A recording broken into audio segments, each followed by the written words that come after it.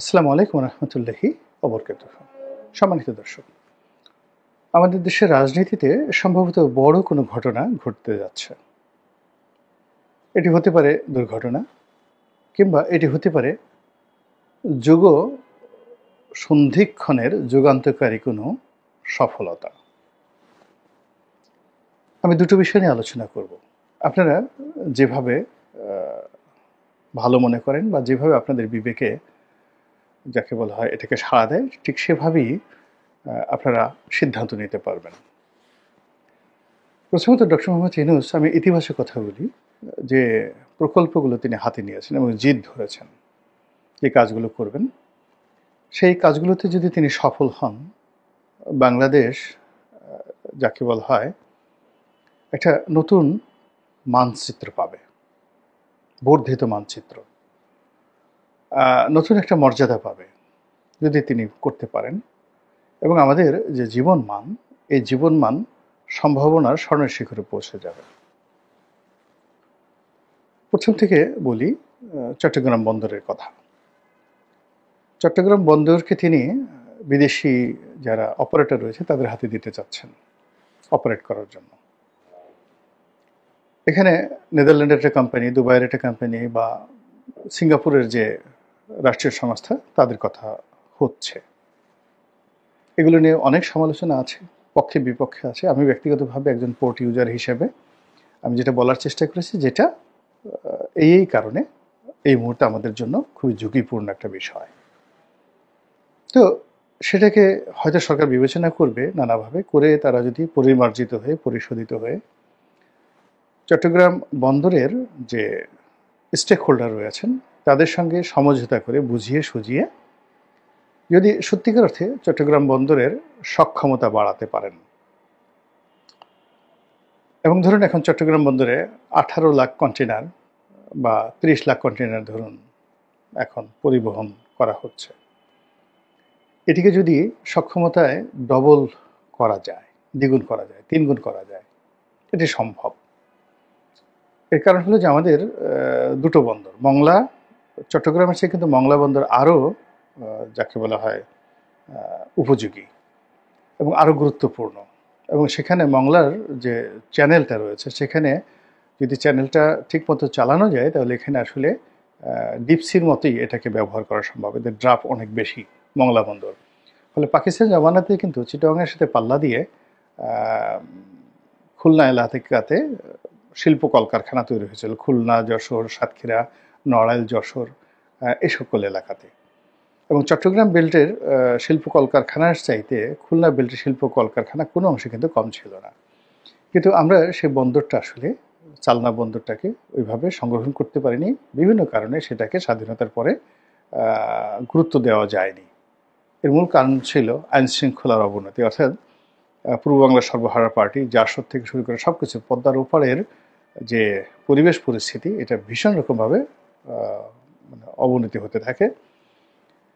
এর ফলে ব্যাংকিং ব্যবস্থা, বিমা ব্যবস্থা থেকে শুরু করে লেবার সংকট সব মিলিয়ে ওই অঞ্চলে যে শিল্প কলকারখানা মার খায়। পদ্মা সেতু তৈরি হওয়ার পর এখন আমাদের আসলে সেই যাকে বলে একটা নতুন সম্ভাবনা তৈরি হয়েছে মংলা বন্দরকে কেন্দ্র করে। শেখ হাসিনার জমানাতে পায়রা বন্দর করা হয়েছে, ডিপসি বন্দর, এটা একটা শ্বেতহস্তি। এর কারণ হলো এটা কোনো দিন যাকে বলা হয় এই বন্দর ভালো হবে না। ফলে এটাকে যত সম্ভব দ্রুত এটাকে বন্ধ করে এটাকে একটা নৌবন্দর হিসেবে ঠিক মংলার সাথে কানেক্ট করে একটা সেই রামনাবাদ নদীর মোহনাতে একটা কলকাতার মতো, হলদিয়ার মতো একটা নৌবন্দর হিসাবে এটিকে যদি চালু করা হয় দক্ষিণ অঞ্চলের জন্য। মূল বন্দর থাকবে চালনা, এবং সেই চালনা থেকে ফিডারের মাধ্যমে নৌবন্দর হয়ে এখানে আসবে, তাহলে এটা হয়তো ফলপ্রসূ হবে। কিন্তু এটাকে ডিপসি হিসেবে এখানে যে ইনভেস্টমেন্ট, এটা কোনোদিন সম্ভব নয়। ওখানে যে সমুদ্রের যে ড্রাফট এবং ওখানে সমুদ্রের যে রাপসি, এটার যে অবস্থা, যারা জানেন তারা জানেন যে এটা যতদিন পর্যন্ত বঙ্গোপসাগর থাকবে ততদিন পর্যন্ত ওখানে ডিপসি হবে না। আমি নিজে এটার একটা ভুক্তভোগী। আমি একবার, আমার তো জাহাজ ব্যবসা আছে, আমি সেই একটা কোম্পানি এসে বললো যে এরকম আমার বিরাট লস হয়েছে, প্রায় কোটি কোটি 5 কোটি 6 কোটি টাকার মতো লস হয়ে গেছে। সেটা হলো যে 50,000 মেট্রিক টনের পাথর নিয়ে একটা জাহাজ আসলো, এবং ওই জাহাজের এজেন্ট ছিলাম আমি বাংলাদেশে।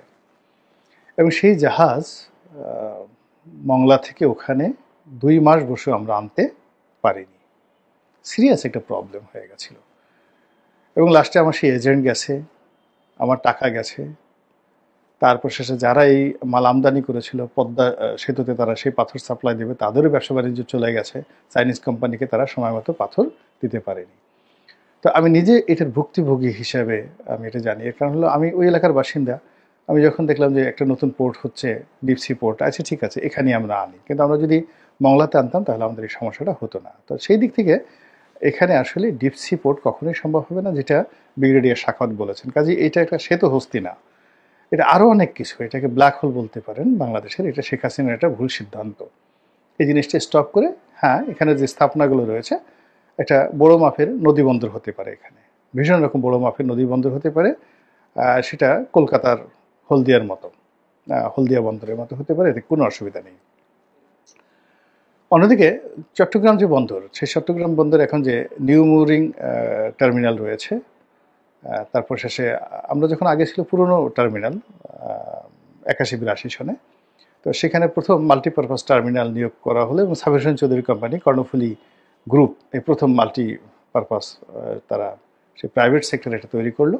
ওটা আবার সরকার পরবর্তীতে 800 কোটি না 1000 কোটি টাকা দিয়ে ওটা আবার কিনে নেয় তার কাছ থেকে, যে না এরকম একটা রাষ্ট্রীয় প্রতিষ্ঠান ব্যক্তি মালিকানায় থাকতে পারে না।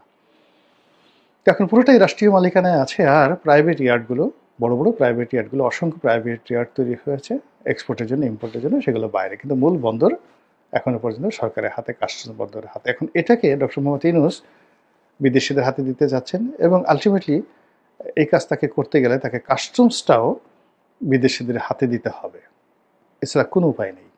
ওখানে মানে ট্যাক্সেশন, তারপর শেষে ওখানে যা কিছু আছে, এর কারণ হলো যত রকম ওখানে সেশন জট হয়, যানজট হয়, যা কিছু হয়, এর মধ্যে বন্দর যদি 10% জড়িত থাকে, 90% থাকে কাস্টমস। এটাকে যদি তিনি ওভারকাম করে সিঙ্গাপুরের মতো, হংকংয়ের মতো, যেখানে একটা 5000 কন্টেনার নিয়ে আসে একটা জাহাজ, মোটামুটি 7-8 ঘন্টার মধ্যে যেখানে আনলোড করা হয়, তো সেখানে এরকম একটা জাহাজ আমাদের বন্দরে ভিড়তেই অনেক সময় 7-8 দিন সময় লাগে, 7-8 ঘন্টা লাগে হলো ডিসচার্জ করতে। আর এখানে বার্থিং পেতে, মানে বার্থিং পেতে কর্ণফুলীর ভিতরে ঢুকে টো করে, মানে এই নিয়ম আছে। ধরেন আপনার একটা জাহাজ আসলো, সেই জাহাজ সে ডিপসিতে বসেই সে চট্টগ্রাম বন্দরের ট্রাফিক ডিপার্টমেন্টে মানে যোগাযোগ করবে কন্ট্রোল টাওয়ারে। তারপরে তাকে অনুমতি দেওয়া হবে, বার্থিং পারমিশন দেওয়া হবে, এরপর তাকে টো করে টেনে সেই চট্টগ্রাম বন্দর কর্তৃপক্ষ, ট্রাফিক বিভাগ আনবে। এবং এই কাজ করতে সাধারণত এখন 7 থেকে 8 দিন সময় লাগে। এবং যখন কনসেশন চলে, তখন কনজেশন চলে যেটাকে, তখন দেখা যাচ্ছে 15 দিন 1 মাস পর্যন্ত চলতে থাকে। এবং এরকম বড় বড় জাহাজ আসছে, যে জাহাজে প্রতিদিন $20,000-25,000 ওই আউট অ্যানকারেজে বসে থেকে তাদেরকে ড্যামারেজ গুনতে হয়। এখানে জাহাজের যে ইঞ্জিন 24 ঘন্টা চালু রাখতে হয়। তো এই দুরবস্থা থেকে, অব্যবস্থাপনা থেকে বের হয়ে আসার জন্য সিঙ্গাপুরের আদলে, এমনকি কলম্বোর আদলে, কলম্বো বন্দরের আদলে যদি ডক্টর মোহাম্মদ ইউনূস এই কাজটি করেন, বাংলাদেশ কিন্তু চেঞ্জ হয়ে যাবে, এটি কোনো সন্দেহ নেই। কিন্তু এটার সম্ভাবনা যতটা না বেশি, তার চেয়ে ঝুঁকি 3 গুণ বেশি। যদি এখানে ফেল করার পরে বিদেশিরা তারা তাদের ইনভেস্টমেন্ট ফেরত চাইবে সরকারের কাছে, শ্রমিক আন্দোলনরা তারা আন্দোলন করবে, ব্যবসা বাণিজ্য সব বন্ধ হয়ে যাবে, এবং এখন বন্দরের যে দুর্নীতি বা অনিয়ম আছে এটা আরও দ্বিগুণ হয়ে যাবে। আপনি ধরেন মশা মারার ওষুধ দিলেন, কিন্তু সেই ওষুধ কাজ করল না, তখন মশা আরও বেপরোয়া হয়ে পড়ে। এই গেল ওনার সমস্যা। দ্বিতীয়ত যে ঘটনা, সেটা হলো করিডর, মানবিক করিডর। তো এটা নিয়ে তিনি কাজ করছেন জাতিসংঘের তত্ত্বাবধানে। এখানেও কিন্তু ঝুঁকিটা বিশাল। এখন এই কাজ করে যদি আরাকান আর্মির সঙ্গে তার একটা সমঝোতা হয়, এবং তিনি যদি এই 10 লাখ, 12 লাখ, 15 লাখ রোহিঙ্গাকে সীমান্তের বাইরে, এমনকি ওপারে নো ম্যানস ল্যান্ডে নিয়ে যেতে পারেন, এটা আমাদের জাতির জন্য একটা বিরাট, যাকে বলা হয়, প্রাপ্তি। 2 নম্বর হলো যে তিনি এখন যে চেষ্টা করছেন, প্র্যাকটিক্যালি এবং ফ্র্যাঙ্কলি, সেটা হলো আমেরিকার সহযোগিতা নিয়ে বাংলাদেশ সেনাবাহিনীর এনগেজমেন্ট নিয়ে আরাকান আর্মিকে শক্তিশালী করে সেখানে একটা আলাদা স্বতন্ত্র রাষ্ট্র তৈরি করার জন্য। ফলে কি হচ্ছে, মায়ানমারের সাথে সার্কিট ব্রেকার হিসেবে এই ছোট রাষ্ট্রটি থাকবে এবং এটি আকার আকৃতিতে ওখানে দুটো রাষ্ট্র হবে। একটা হলো রোহিঙ্গাদের জন্য এবং আরাকান আর্মিদের জন্য একটা এলাকা, যেটাকে এখন মানে আরাকান বলা হচ্ছে, আর একটা হলো পাশের ছোট আরেকটা এলাকা শিন। এটি আমাদের একটা বাংলাদেশের বড় সড়ো উপজেলার মতো এলাকা। তো কাজে এই দুটো রাষ্ট্র বাংলাদেশের জন্য আসলে যাকে বলে ঝামেলা হবে না এবং এখন যেভাবে মায়ানমারকে আমরা থ্রেট মনে করছি এবং যে সমস্যা হবে, সেখানে যদি এই জিনিসটা পারা যায়, তাহলে কিন্তু আমাদের জন্য একটা বিশাল মানে একটা ঐতিহাসিক যে কাজটা অতীতে শায়েস্তা খানও পারেন নাই, এরকম একটা লাভ হবে। এবং সামনে যদি ওই দুটো রাষ্ট্র অর্থাৎ চীন এবং আরাকান তারা যদি বাংলাদেশের সঙ্গে কনফেডারেশন করে বাংলাদেশের সঙ্গে যুক্ত হতে চান অধিকতর স্বায়ত্তশাসন নিয়ে, তা সেক্ষেত্রে বাংলাদেশের মানচিত্র তো বিশাল হয়ে গেল। নাফ নদীর উপর আমাদের একছত্র আধিপত্য চলে আসলো এবং তখন এই চট্টগ্রামের মতো করে এই নাফ নদীর মোহনাতেও দেখা গেল যে সেন্ট মার্টিনকে কেন্দ্র করে একটা ডিপ সি পোর্ট সেখানে হতে পারবে, এরকম একটা ঝুঁকি। কিন্তু যদি উনি ফেল করেন তাহলে এই বন্দর এবং এই যে